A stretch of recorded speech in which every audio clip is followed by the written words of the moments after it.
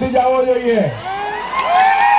જય આદિવાસી, જય જોહર।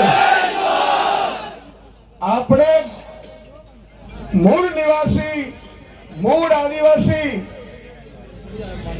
અને ભગવાન બિરસા મુંડાના સંતાનો છીએ, પણ ભાજપ એક વખત નહીં, બે વખત નહીં, ત્રણ વખત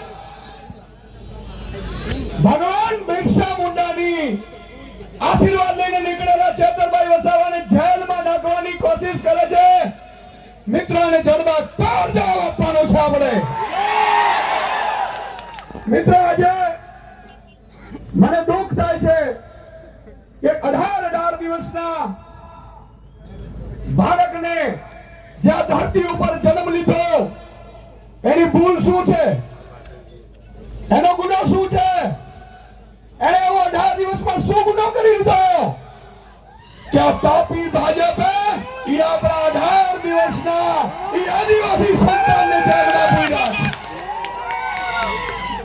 મિત્રો, ધરતી ઉપર હજી જન્મ લીધું છે, હજી તો ઈ દાડો પણ નથી નાખ્યો, અને આ ભ્રષ્ટ તાનાશાહી ભાજપે આ 18 દિવસના સંતાનને જેલમાં પૂર્યો છે। હાથ ઊંચા કરીને જવાબ બોલાને ચાલ, જો બદલો લેવો જોઈએ કે ના લેવો જોઈએ? લેવો જોઈએ કે ના લેવો જોઈએ? મિત્રો, આજે ચેતરભાઈ વસાવા, હું આજે આ જોઈ રહ્યો છું તો મને એક વિચાર આવ્યો મિત્રો, કે આ ભાજપ શું કામ આદિવાસી સમાજને ભણવા નથી દેતું ને, અને જાગૃત નથી થવા દેતું ને, એ આજે મને ખબર પડી મિત્રો। આ મેદાનથી આજે જ્યાં દૂર દૂર સુધી જાઉં છું મિત્રો, મને આજે અહેસાસ થયો કે જો એક ચેતર વસાવા જો ભણી ગણી હોશિયાર થઈ ધારાસભ્ય બની અને જો ભાજપની ઊંઘ હરામ કરી દેતા હોય, તો આ લાખ આદિવાસી યુવાનો ભણેલા હોય તો આ ભાજપને મૂળિયા હોતા ઉખાડી નાખે એટલી તાકાત ધરાવે। પણ મિત્રો, આજે હું આભાર માનું છું ભીમ આર્મીના ચીફને, વિનયજીને, જેઓ અહીંયા પધાર્યા છે। માનનીય અનંતભાઈ માટે ગૌરવકારીઓ થઈ જાય પધાર્યા છે। માનનીય ગોપાલભાઈ ઇટાલિયા, માનનીય મનોજભાઈ, માનનીય ટાઈગર સેનામાંથી આવેલા છે। મિત્રો, આપણે નામી કેટલાય આગેવાનો પણ અહીંયા પધારેલા છે। મિત્રો, આપણે એકતા બતાડવાની છે। તમે વિચાર કરો, હમણાં અમે ગાડીમાં આવતા હતા ત્યારે ગોપાલભાઈ ને મનોજભાઈએ કીધું કે સુદાનભાઈ, હજી તો યુવાનો પીઠા ગ્રાઉન્ડમાં ભેગા થયા અને બાળકને જામીન આપવા ભાજપે નામવું પડ્યું। તમે કલ્પના કરો આપણી એકતાની તાકાત। હું ગઈકાલે વર્ષાબેન ને મળ્યો હતો, અમે ઘરે બેઠા હતા। વર્ષાબેન ને કીધું, વર્ષાબેન મોરા તો નથી પડ્યા કારણ કે તમારા ઉપર આખું આજે વજન આવી પડ્યું છે। ચેતરભાઈ ને જેલમાં નાખ્યા, એમના પરિવારને જેલમાં નાખ્યા। વર્ષાબેન ને કીધું કે તમારે ચિંતા કરવાની જરૂર નથી, એક એક આમ આદમીનો સૈનિક એક ભાઈ તરીકે તમારી સાથે ઉભો છે। મિત્રો, આજે બેનને ઢીલા નથી પડવા દેવાના, અને તમારું આ સમર્થન બતાવે છે કે આજે આ 18 દિવસનું બાળક ભલે આજે જેલમાંથી બહાર આવી જશે, પણ મને ખાતરી છે કે ઈ આ ધરતી ઉપર બીજો ચેતર વસાવા પેદા થઈ ચૂક્યો છે। જ્યાં ચેતરભાઈ વસાવા સાહેબ આદિવાસી સમાજને જાગૃત કરતા હતા, એનો ગુનો શું હતો? ચેતરભાઈ નો ગુનો એ હતો મિત્રો કે જળ જંગલ જમીન મુદ્દે એમણે સરકારની સામે બાથ ભીડી। આદિવાસી સમાજના દાખલાઓ સામે જે રીતે ગડબડ ચાલતી હતી એ મામલે અવાજ ઉઠાવ્યો, શિષ્યવૃત્તિના મુદ્દા ઉઠાવ્યા। અને મિત્રો, અનંતભાઈ અને ચેતરભાઈ ને મને ખબર છે આ લોકો ઉપર શું કામ પ્રહાર કરે છે ખબર છે?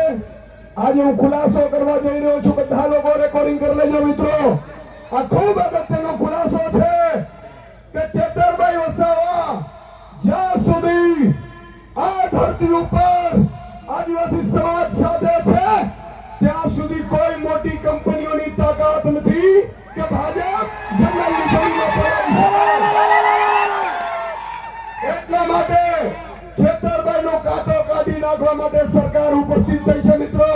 એને ખબર છે મોટી મોટી કંપનીઓ જેમ તમે જુઓ છત્તીસગઢમાં મોટી મોટી કંપનીઓ આવી ગઈ જંગલોમાં। મિત્રો આ લોકોને ખબર પડી ગઈ કે છેતરભાઈ જ્યાં જાય છે ત્યાં 10-10, 20-20 હજાર આદિવાસી યુવાનો ભેગા થઈ જાય છે। છેતરભાઈ કહે છે એ વાત માને છે અને એટલા માટે જ મોટી મોટી કંપનીઓને જો લાવવી હોય જંગલો ઉપર પોલીસ ઉતારીને તમને ભગાડવા હોય તો તમારી એકતાને તોડવી પડે। પણ આજે ભાજપ સમજી ગઈ હશે કે મારો આદિવાસી સમાજ 1 લાખની સંખ્યામાં ઉપસ્થિત છે મિત્રો। આજે ખરેખર છેતરભાઈ જેલમાં એને એમ થતું હશે કે ભલે હું જેલમાં ગયો મારા સમાજ માટે ગયો મારી સમાજની જળ જમીનના મુદ્દે ગયો પણ મિત્રો આજે આ સંખ્યાના ફોટા જ્યારે બીજે દિવસે છેતરભાઈ વસાવા છાપામાં જોશે જેલમાં ત્યારે એની છાતી ગજગજ ફૂલાશે।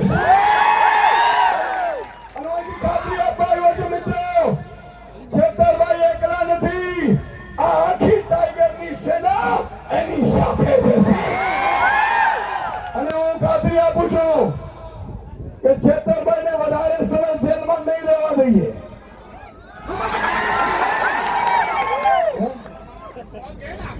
છેતરભાઈને વધારે સમય જેલમાં નહીં રહેવા દઈએ।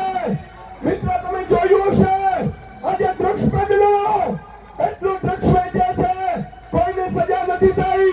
બળાત્કારીઓ હત્યાઓ મને કાલે જ કેટલા આગેવાનો કહેતા હતા મને કે સાહેબ ભાજપના એક નેતા હતા વનકર્મીને બેઠે બેઠે મારેલ છે છતાં એના ઉપર સજા નથી થઈ। વાત સાચી છે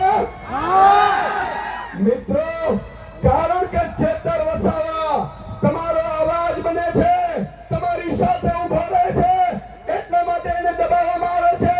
બોલો એમની સાથે છો તમે એમની સાથે છો તો એટલે હું ખાતરી આપું છું કે છેક સુધી સુદાનભાઈ ગઢવી હોય ગોપાલ ઇટાલી હોય યુવરાજસિંહ હોય મનોજ સોરઠિયા હોય કે ટીમ હોય છેલ્લા શ્વાસ સુધી અમે તમારી સાથે છીએ અને વધારે સમય જેલમાં નહીં રહેવા દઈએ। આમ આદમી પાર્ટીની 8 લોકોની મોટી વકીલોની ટીમો સુપ્રીમ કોર્ટ હાઈકોર્ટ તમામ સ્તરે ગોઠવાઈ ગઈ છે પણ તમારે એકતા રાખવાની છે। મેં કાલે સાંભળ્યું આદિવાસી સમાજમાં ભાગલા પાડવા માટે કેટલાક ભાજપના નેતાઓએ ષડયંત્ર રચ્યું છે બરોબર કે નહીં? એવું કે છે કે આ લોકો ફસાવે છે હવે એમને સજા તો અપાવડાવી દીધી પણ હવે જીક જીલાતી નથી આ દ્રશ્ય જોઈને મિત્રો અને એટલા માટે આજે આદિવાસી સમાજે એકતા બતાવી છે।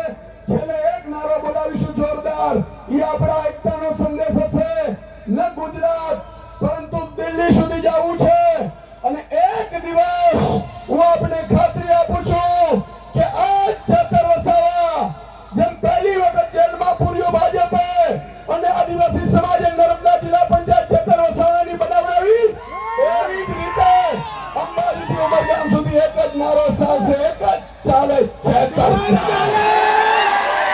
બોલો ભારત માતા કી જય આદિવાસી જય જોહર।